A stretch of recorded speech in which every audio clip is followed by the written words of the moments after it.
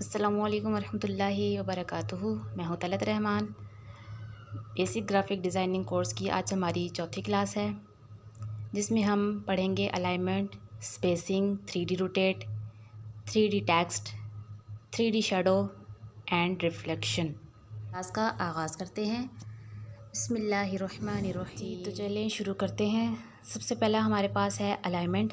तो अलाइनमेंट के लिए मैं सबसे पहले टेक्स्ट लिखूंगी, जो कि यहाँ से मुझे मिल जाएगा। इस ऑप्शन पे जाके हमारे पास ऊपर देखें न्यू टेक्स्ट आ चुका है, तो हम इसको एडिट वाले ऑप्शन से भी लिख सकते हैं। उसके अलावा हम इस न्यू टेक्स्ट के ऊपर डबल टैप करेंगे तो हमारे पास एडिट वाला ऑप्शन आ जाएगा। ठीक हो गया। अब हम इसको डिलीट वाले ऑप्शन से डिलीट करके अपना नाम लिख लेते हैं। यहाँ से ओके करके हम इसको, अच्छा एक आपने पढ़ा था कि ऑप्शन पोजीशन वाला ऑप्शन पढ़ा था आपने, ठीक है।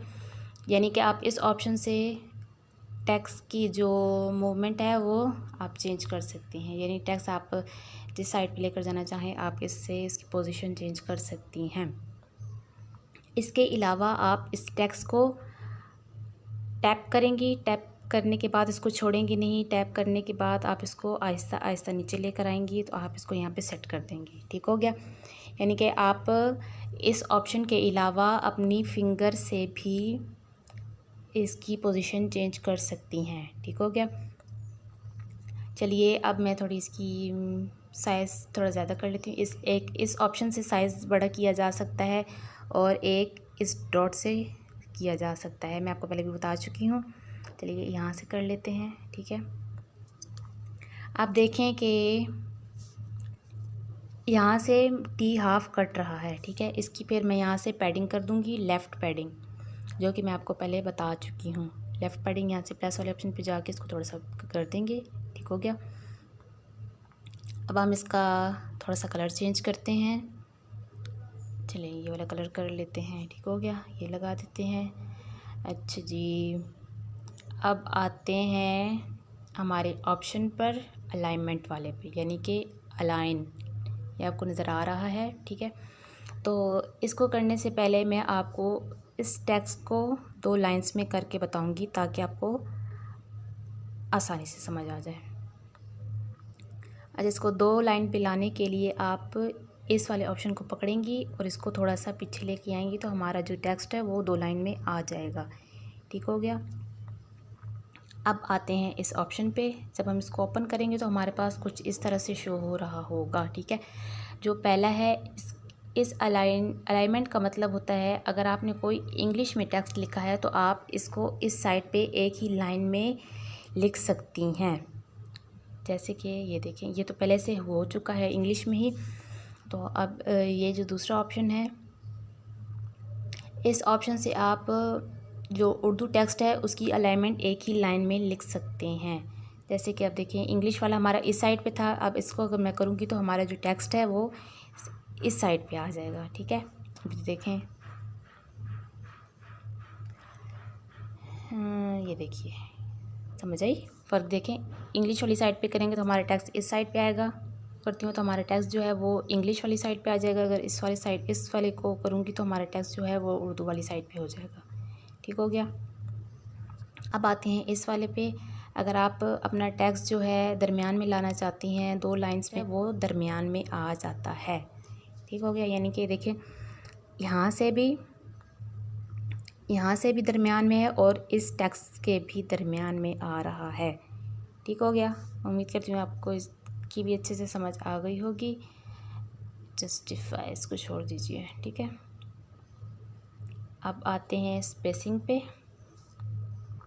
इसको दोबारा मैं 2 लाइनें एक लाइन में कर रही हूँ। ठीक है जी। आते हैं स्पेसिंग वाले जाते हैं, तो हमारे पास आता है लेटर्स और वर्ड्स। लेटर्स में जब आपको देखें स्पेसिंग एक माइनस शो हो रहा है और एक प्लस शो हो रहा है। हम प्लस पे करते हैं तो हमारे टेक्स्ट की जो ABC लिखी अल्फ़ाबेट लिखे हैं उसमें स्पेसिंग ज़्यादा होती जा रही है। ये देखिए। ठीक हो गया। अब हम इसको कम करते जाएंगे तो हमारे जो इसकी स्पेसिंग है वो बिल्कुल कम हो जाएगी। समझ आई? चलें जी। अब आते हैं वर्ड्स के ऊपर। अब हम इसको भी प्लस वाले ऑप्शन पे करेंगे तो हमारा जो टेक्स्ट है, यानी कि जो दो टेक्स्ट के दरमियान स्पेस होती है, वो ज़्यादा या कम करने के लिए हम ये यूज़ करते हैं। ये देख लीजिए, अब देखिए हमारे पास इतनी स्पेस है, तो जब हम प्लस वाले ऑप्शन पे जाके करेंगे तो हमारी स्पेस ज़्यादा होती जाएगी। ठीक हो गया। चलें जी, अब आगे जाते हैं। Line spacing.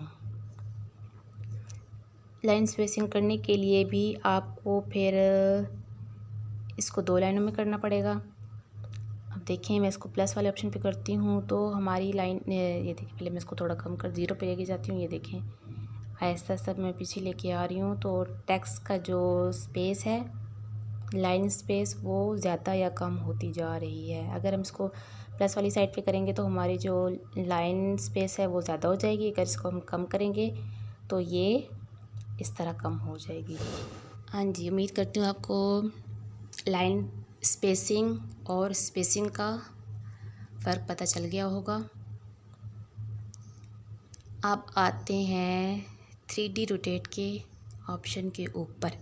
3D रोटेट, ये देखिए, इसको जब ओपन करेंगे तो हमारे पास एक्स एक्सिस और वाई एक्सिस शो हो रहा होगा। हम इसको प्लस पे करते हैं तो ये देखें, हमारा जो टेक्स्ट है वो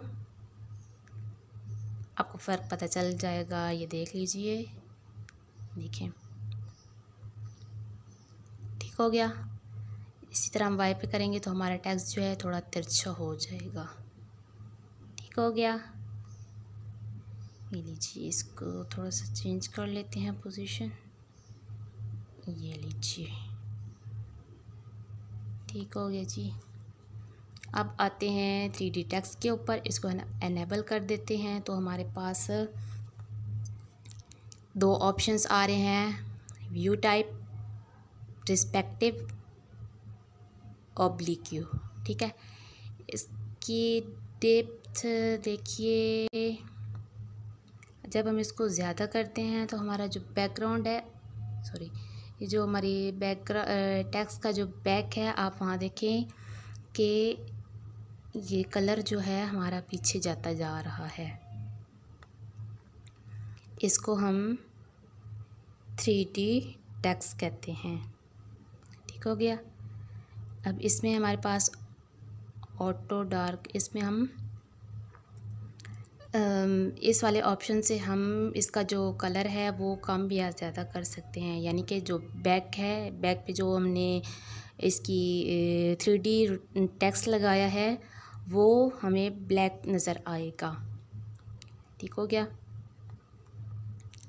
अब आते हैं कलर्स पे। हम इससे इसका बैक का कलर भी चेंज कर सकते हैं। ठीक है जी। अब आते हैं आगे, इसका ग्रीन नहीं, येलो, चलें ये लगा देते हैं। अब आते हैं 3D रेशो, एक्स, रोटेशन।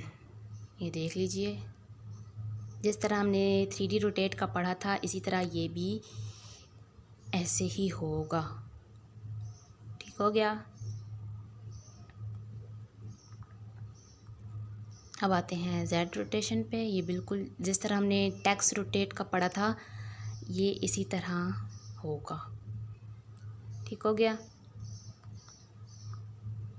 अब आते हैं लाइट एंगल।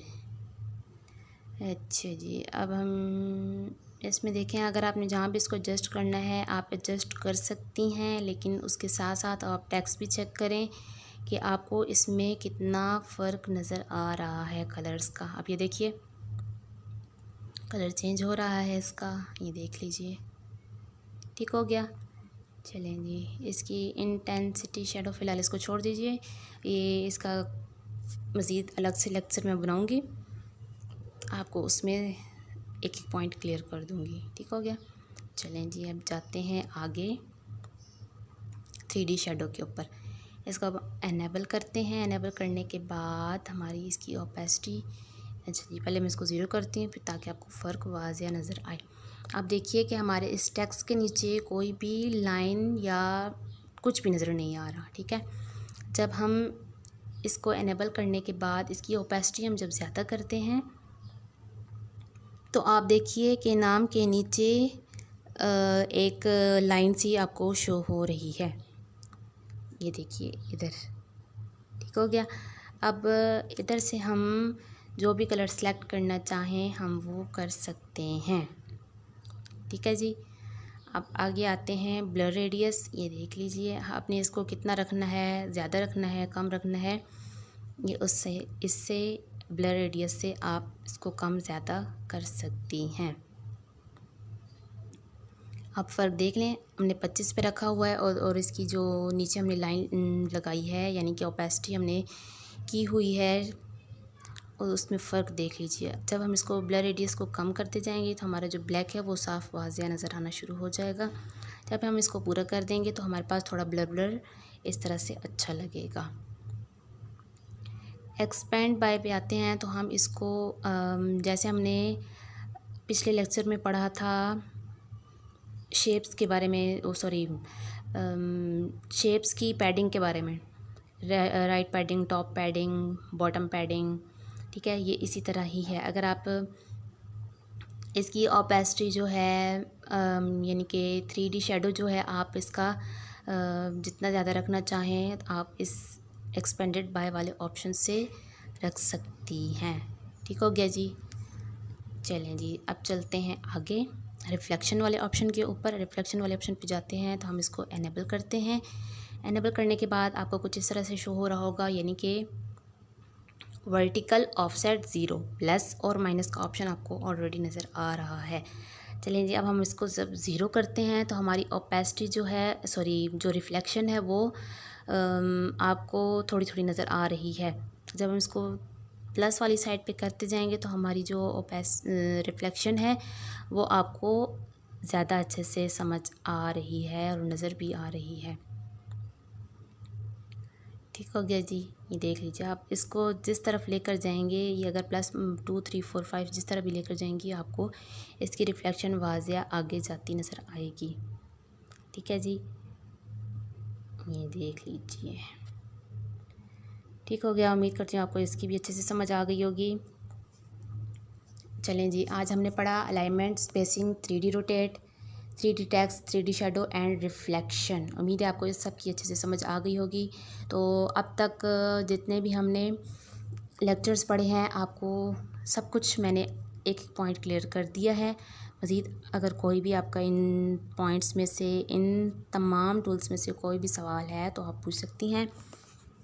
इन तमाम टूल में से जो अभी तक आप पढ़ चुके हैं, edit, delete, copy to front to back, position, relative position, size, padding, colour, texture, opacity, rotate, style, curve, background, alignment, spacing, line spacing, 3D rotate, 3D text, 3D shadow and reflection, ठीक हो गया जी।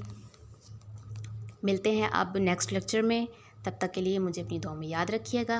अल्लाह हाफिज़।